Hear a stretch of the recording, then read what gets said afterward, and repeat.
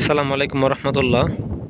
প্রিয় দর্শক শ্রোতা, বরাবরের মতো আজকেও আপনাদের সামনে হাজির হয়েছি আপনাদের কাছে একটা বিষয় শেয়ার করার জন্য।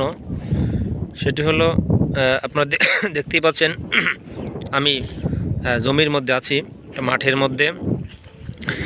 আপনারা হয়তো এখনও আন্দাজ করতে পারছেন কিনা আমি জানি না, হয়তো যারা দেখতেছেন কমেন্টে জানাবেন আপনারা কি দেখতেছেন। আমি আপনাদের যে জমির মধ্যে এই যে পাতা পাতা শুধু পাতা গাছ দেখা যায়, কি গাছ হয়তো আপনাদেরকে আগে বলতেছি না, আপনারা হয়তো কমেন্টে জানাবেন যে আপনারা এটা কি ভাবতেছেন, কি গাছ। জমিকে জমি, অনেক জমি, যতদূর চোখ যায় শুধু ওইগুলা চাষ আর ভুট্টা চাষ আর সামনে সরিষা। এই যে হাঁটতেছি, শুধু হাঁটতেছি, শুধু এই চকে এই অঞ্চলে শুধু এই যে পাতা দেখতেছেন এগুলা চাষই হয়, যার বিরুদ্ধে এর বিরুদ্ধে অনেক লোক কথা বলে। আপনাদের এখন বলি আপনারা কি দেখতে পাচ্ছেন, সেটি হলো আপনারা যে দেখতে পাচ্ছেন এটা হলো তামাক গাছ। তামাক দিয়ে বিড়ি বানায়, সিগারেট বানায়, আরও মাদক দ্রব্য অনেক কিছুই বানায়, যা মানুষের স্বাস্থ্যের জন্য অনেক ক্ষতিকর। এই দেখতে পাচ্ছেন এটা হলো তামাক গাছ। এই গাছগুলো এখন ছোট চারা, এই গাছগুলো আমার থেকে অনেক বড় বড় হবে, আমার থেকে অনেক বড়। আমি হয়তো এখন আছি 5 ফিট 7 ইঞ্চি, আমার থেকেও অনেক বড় বড় এই গাছগুলো হবে, শুধু পাতা হবে। এই পাতা হয়তো এখনও ছোট, তো যখন গাছগুলা 2 হাত বা 1.5 হাত হবে তখন হয়তো নিচের গোড়ার পাতাগুলি ভেঙে দিবে। ওগুলা নিয়ে ভেঙে, এই পাতাই হলো এটার আসল কাজ। এই ভেঙে নিয়ে ওটা শুকাবে, শুকানোর পর এইগুলা হয়তো বেল্টে করে এগুলা বাজারজাত করে। এই তামাকের বিরুদ্ধে বর্তমান সরকারও খুব সোচ্চার, না খাওয়ার জন্য উদ্বুদ্ধ করে। তামাক দ্রব্য স্বাস্থ্যের জন্য অনেক ক্ষতিকর, তারপরেও না মানুষ এটা ছাড়া বাঁচে না। মানুষের খাইতে হবে বিষ।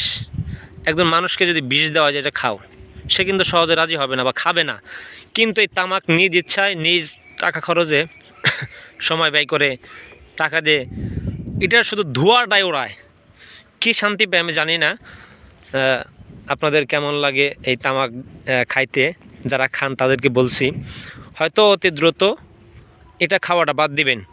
শুধু খাওয়া তো এটা ঠিক বা হারাম কি হারাম না এটা ভিন্ন মাসআলা, কিন্তু আপনার প্রথমে তো আপনার ক্ষতি হচ্ছে শারীরিক ক্ষতি, আপনার দেহের অনেক ক্ষতি হয় এটা খাইলে। প্রথমত আপনার ফুসফুসে সমস্যা হবে, আপনার ফুসফুস সমস্যা থেকে ক্যান্সার হবে, তারপরে আপনার দেহের ক্ষতি, তারপরে আপনার ঠোঁট দেখবেন কালো হয়ে যায়, দাঁত কালো হয়ে যায়, দাঁতের মাড়িগুলি কালো হয়ে যায়, মুখ দিয়ে দুর্গন্ধ আসে। এটা অনেকটাই উপকার তো নাই, বরং শুধু ক্ষতি আর ক্ষতি এই তামাকের মধ্যে ভরা। তারপরও মানুষ এটা থেকে বিরত থাকতেছেন, এখনও থাকার চেষ্টা করলে হয়তো পারে।